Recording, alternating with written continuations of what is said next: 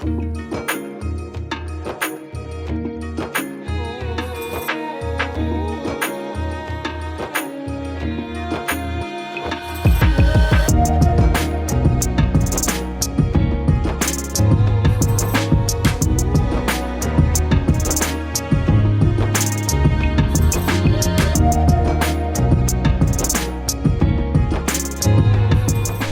we are extremely fortunate to do the somewhat famous mountain pass drive from the coastline of the Riviera up to the Col de Turini. Col de Turini is at 1,600 meters.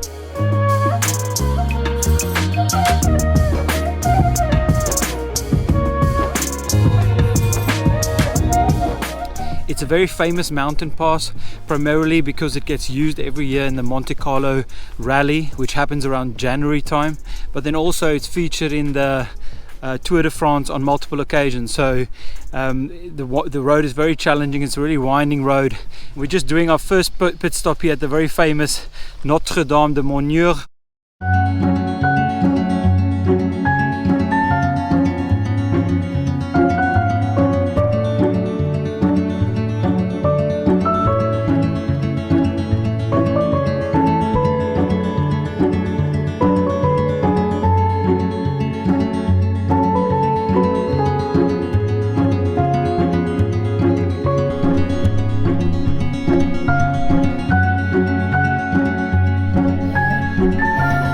Today is really about exploring one of France's smaller ski areas, Col de Turini.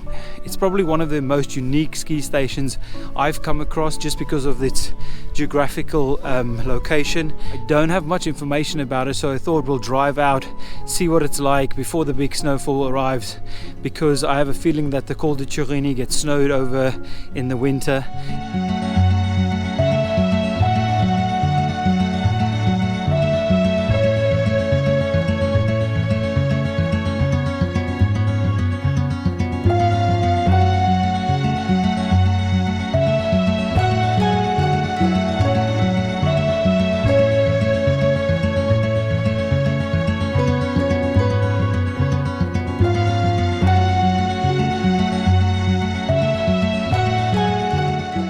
So we've just arrived here at the Col de Turini, 1,600 meters, and it's definitely got that alpine kind of feeling.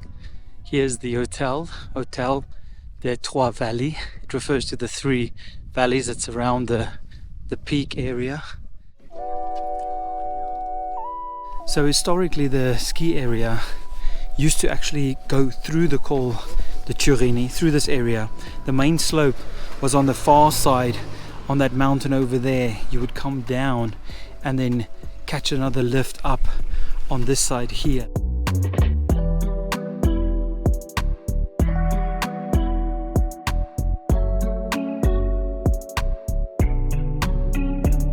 This is the lift that actually closed down, and you can see some remnants of the old system of the lift, but what I'm going to do is just walk up and see if I can actually see some of the original ski slopes.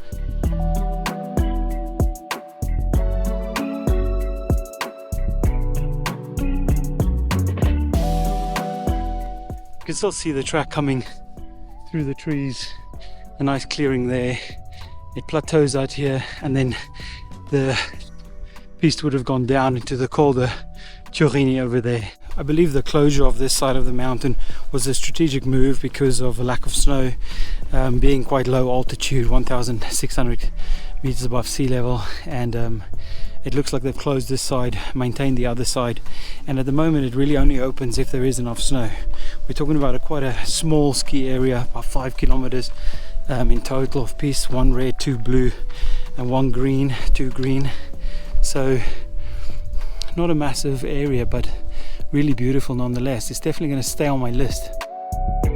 On the main mountain, if you follow the pass along, you'll actually get to the main ski area where I believe there's still some active lifts and some active slopes. So that's really the side that I want to go and explore today, and just find my bearings and decide how and when I can come back here during the winter period.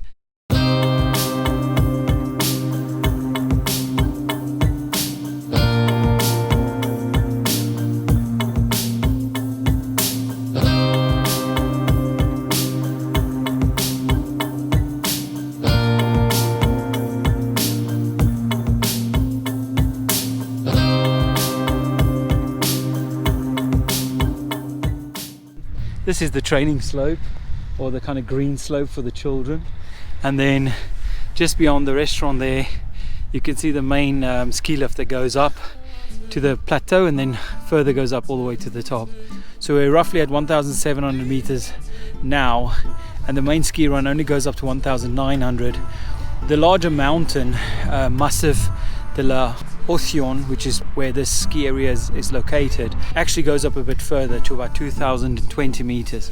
But that is if you drive further into the park, which we'll do shortly.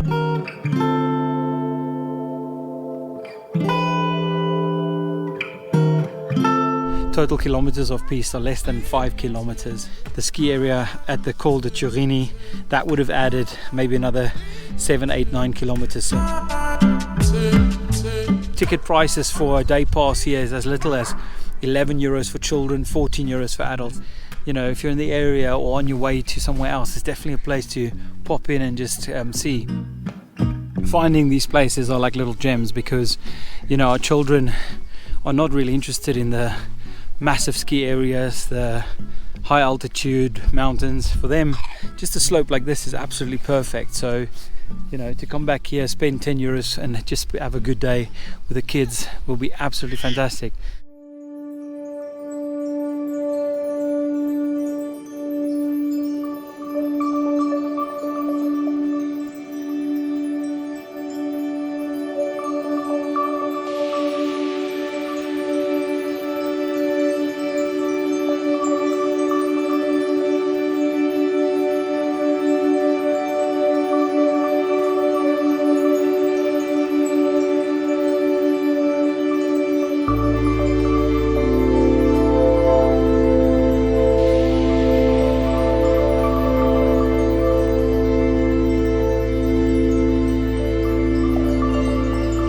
So we've left the area of the Col de Turini and the ski area of Col d'Argent, following along the mountain.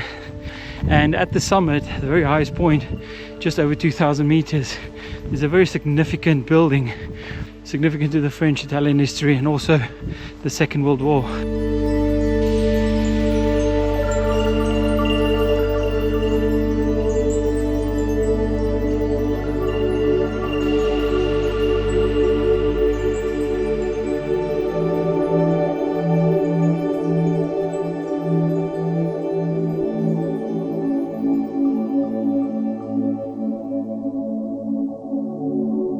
So just up there behind me is Fort de la Redoute, and it played quite a significant role between the 1850s and the late 1800s, where this area was quite a contested area between French and Italian forces.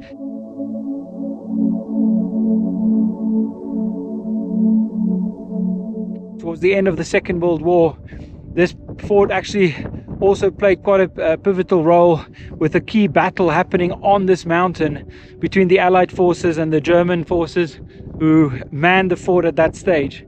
As the story goes, there was a Marine battalion situated on the Riviera that got their hands on a tank, and they somehow drove it up the mountain and attacked the fort.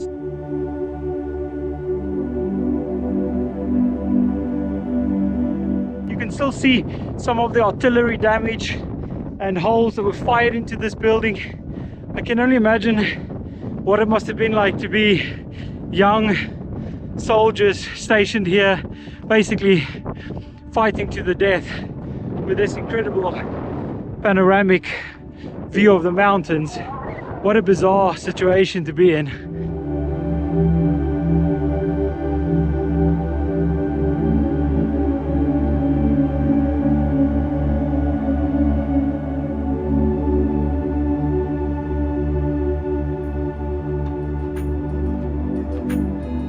So it's been a really great trip today, traveling to the Col de Turini and seeing Col d'Argent firsthand, and then also being able to travel up here to the Fort de Redoute. It's an incredible area, this the Alpes-Maritimes area in the south of France. So if you ever get a chance to visit the Mercantour National Park, it's a vast area and there's so much to do. I hope you enjoyed experiencing this place with me today. If you like my videos, follow along, and here's to a good ski season. Later, bye. That's the ocean back there.